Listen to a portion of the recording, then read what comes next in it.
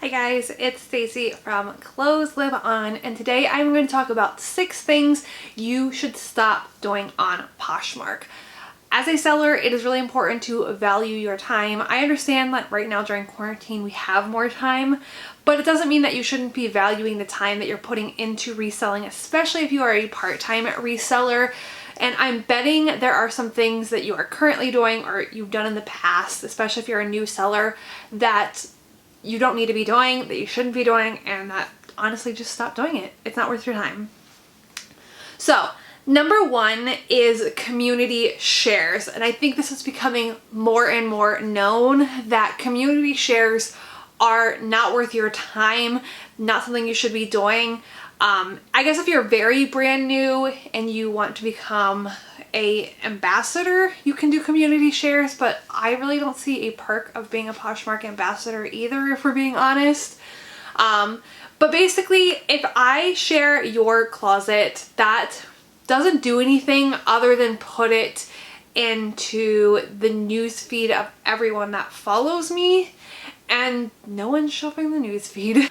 But basically, like in search results, it doesn't bump up search results if I share your item. And it's not doing anything in your closet personally. Literally, if I share your closet, all it does is put it in my community shares and it puts it in the news feed of my followers. But like I said, I don't know anyone who shops the news feed. I don't know anyone who even really shares from the news feed at this point. I just think it's not something that is useful for your time. Spend that time that you would on community shares and share your own closet. That is the best thing you can do. That is what bumps it to the top of just shared in search results, and it's really the only helpful sharing that there is your own closet.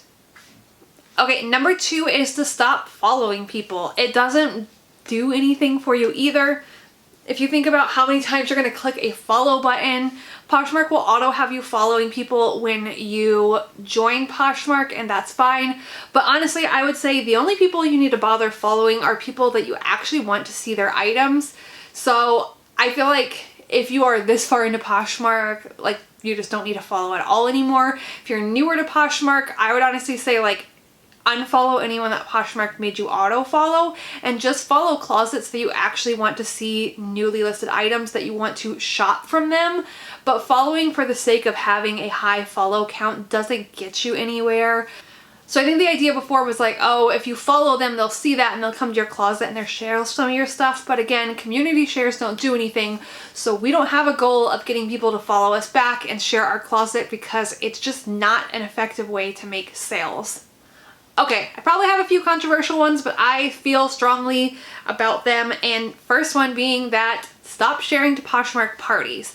I think that it is such an outdated aspect of Poshmark.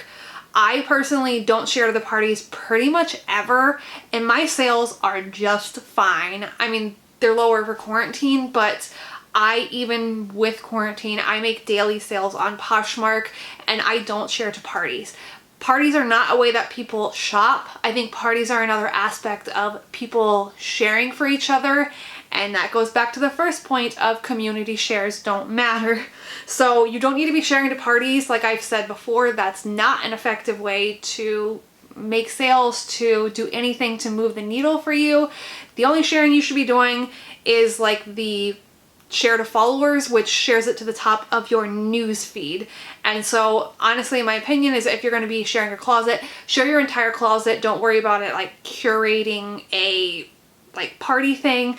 There is a way, I guess, if you're sharing your closet, that you can share it to parties at the same time, which is, I guess, fine if it's that simple. But I don't go out of my way to share to parties. It's not like I'm trying to share at a party time. It is just not something I'm concerned about, because I don't think parties matter. Okay, also in relation to parties is stop trying to get a host pick. This is another aspect that I think doesn't matter. Now, if you're hosting a party, you have to get host picks, and honestly, at that point, I say like just find your friends, or some people will reach out to you. But I think it is a waste of your time to be reaching out to party hosts, to be asking for a host pick and trying to get that thing. All it really does is get a people to like spam comment on that post telling you congratulations. Although I have seen that trickle off. It's a lot less than it used to be, which is good. But in my opinion, if I'm getting a bunch of comments on a listing, that is just going to give it a time marker for how old it is. People can see when those comments are from, and therefore they can tell that it's at least been up since that time. And I feel like people don't want to shop older items as much if they are aware that they're older. So if I get a host pick, I actually feel like I'm going to need to relist that item to get rid of those comments. So I don't think it's valuable for you to try to get a host pick. And kind of along those same lines, if you do get a host pick, like if someone follows you and they want to make you a host pick, or if you're friends with someone who's hosting a party, which I actually don't have that on my list, but trying to host a party, also not worth your time. But if you do get a host pick, it is not worth your time to make a big deal out of getting that host pick. You don't need to change your cover to say host pick on it. You don't need to change your title to say host pick.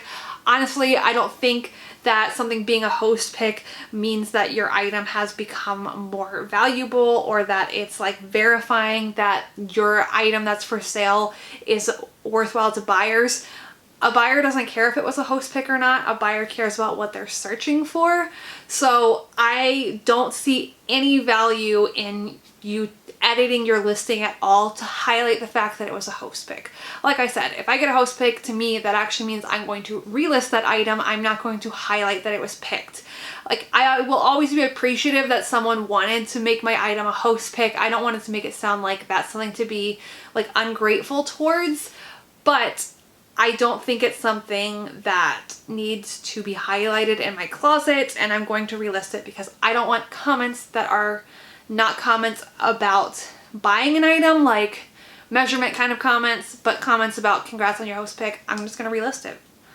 Okay, and the number 6 thing that you need to stop doing on Poshmark that is a waste of your time is making like closet rules or offer guidelines. Please stop doing those. They actually are pretty known to drive people away.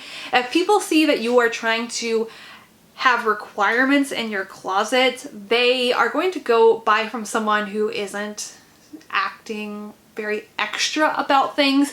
I've seen people on listings have like a whole list of rules, have closet signs that they like keep at the top of their closet. This picture is pretty common about guidelines on how to make an offer, and that is just not the way you are trying to communicate with buyers. First of all, when people make rules like no returns, that's not up to you, that's up to Poshmark. You don't get a say in the return policy. Poshmark has their own official return policy, and you marking that in your listing isn't going to stop people from being able to return if there's an issue like an undisclosed flaw. And as far as like a guideline for how to make an offer, I don't think you should really ever make someone feel like if they wanted to spend money in your closet that the offer they were going to make is bad. It might not be an offer you wanted to take. We all have had that happen. However, making someone like this red area, like, oh, if you sent this offer, that is a red area offer. I don't like that. Poshmark is about negotiations. I never want to make a buyer feel bad that they wanted to spend their hard-earned money in my closet. Even if we can't come to an agreement on a price, it's still nice that they wanted to send me an offer. I am always willing to like be open to an offer, send a counter offer. There is no like red area where if they sent that, that's an offensive offer, it's gonna get declined and what were they thinking?